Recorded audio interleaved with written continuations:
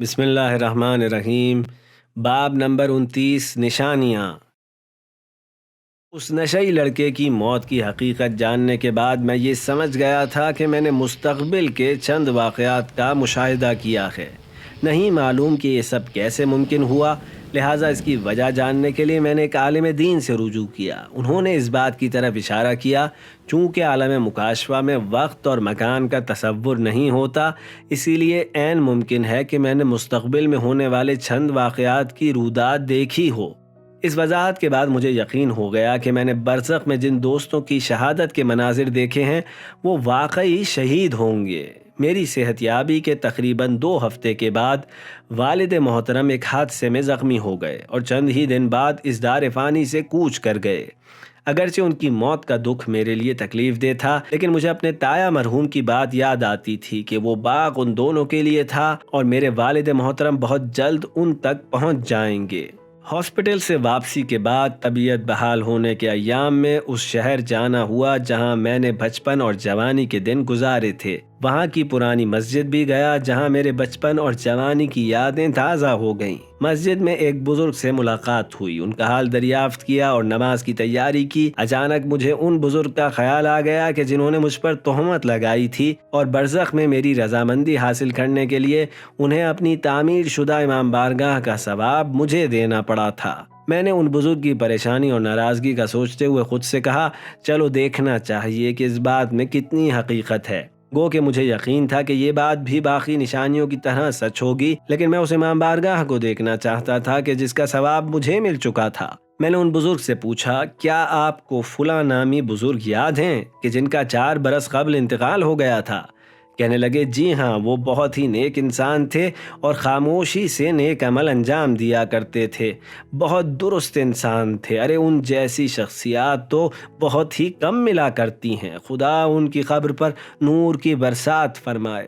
میں نے ان کی تائید کی اور پوچھا کہ کیا وہ شہر میں کسی ایسی جگہ کے بارے میں جانتے ہیں جو ان مرحوم بزرگ نے وقف کر رکھی ہو، جیسے کوئی مسجد یا امام بارگاہ؟ کہا وہ نہیں جانتے، لیکن فلاں صاحب ان کے بڑے گہرے دوست ہیں، ان کو یقیناً علم ہوگا، اور وہ بھی اتفاق سے مسجد میں اسی وقت موجود تھے۔ ہم نماز کی ادائیگی کے بعد ان بزرگ کے پاس گئے، ان کے مرحوم دوست کا ذکر ہوا تو میں نے پوچھا، اگر حاجی صاحب نے کوئی زمین وقف کر رکھی تھی تو اس کے بارے میں مجھے بتائیے۔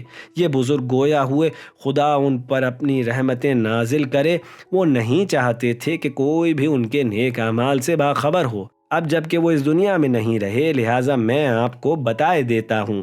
پھر انہوں نے مسجد کی طرف اشارہ کرتے ہوئے کہا، یہ امام بارگاہ ان ہی بزرگ کی ہے کہ جن کا ذکر خیر ہم کر رہے ہیں۔ انہوں نے اسے تعمیر کرنے کے بعد وقف کر دیا تھا۔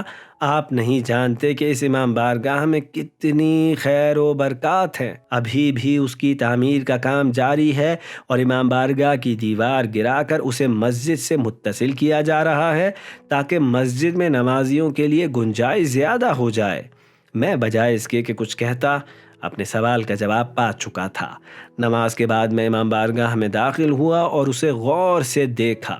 رات کو جب میں اپنی بیگم سے باتیں کر رہا تھا تو میں نے اسے بتایا کہ بہت سے واقعات جو میں نے برزخ میں دیکھے یہاں پر ان کا یقین کرنا مشکل تھا۔ پھر میں نے تذکر کیا، تم نے حمل کے ابتدائی ماہ کے دوران الٹرا ساؤنڈ کرایا تھا اور یہ بتایا تھا کہ ہمارا بیٹا ہوگا۔ بیگم نے میری تائید کی اور کہا، وہ رپورٹ ابھی بھی ان کے پاس محفوظ ہے۔ میں خاموش ہو گیا، پھر مسکرا کر بیگم کو برزخ کی وہ بات بتائی کہ آخری لمحات میں تمہاری دعاؤں اور تمہارے رحم میں موجود ہماری بیٹی کی وجہ سے میری شفاعت ہوئی ہے اور واپسی کا پروانہ ملا۔ میں نے بیگم سے کہا کہ چلو یہ بھی ایک نشانی ہے کہ اگر ہماری بیٹی ہوئی تو اس کا یہ مطلب ہے کہ میں نے جو بھی کچھ دیکھا ہے وہ سچ تھا۔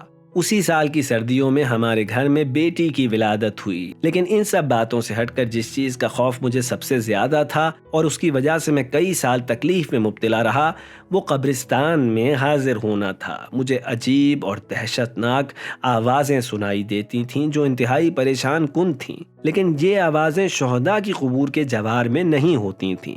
اس طرف ایک خاص سکون تھا کیونکہ وہاں مدفون شخصیات کی روحانیت و معنویت فضا میں پھیلی ہوئی تھی۔ خوف کی وجہ سے میں کچھ عرصے تک قبرستان نہیں جا سکا۔ بعد میں روز جمعہ صرف اپنے خاص دوستوں اور اقربا کی قبور پر حاضری دیا کرتا تھا۔ یہاں پر ایک اہم نقطے کی طرف اشارہ کرنا چاہوں گا کہ میں نے اپنے نامہ اعمال اور برزخ کے آخری لمحات میں دیکھ لیا تھا کہ میری زندگی میں کتنے عرصے کا اضافہ کیا گیا ہے۔ مجھے چند سال کا مزید وقت دیا گیا تھا جو ختم ہو چکا تھا، اور اب میں یہاں پر اضافی وقت گزار رہا ہوں۔ مجھے بتایا گیا کہ وہ وقت جو میں نے والدین اور اقربا سے صلہ رحمی اور میل جول ملاقات میں صرف کیا، اسے میری عمر میں شمار نہیں کیا گیا۔ اسی طرح وہ وقت جو خالص اللہ کی رضا اور زیارت اہل بیت علیہم السلام میں گزارا جائے، وہ بھی انسان کی عمر میں شمار نہیں ہوتا۔ یہ وقت بعد میں بطور بونس واپس مل جاتا ہے۔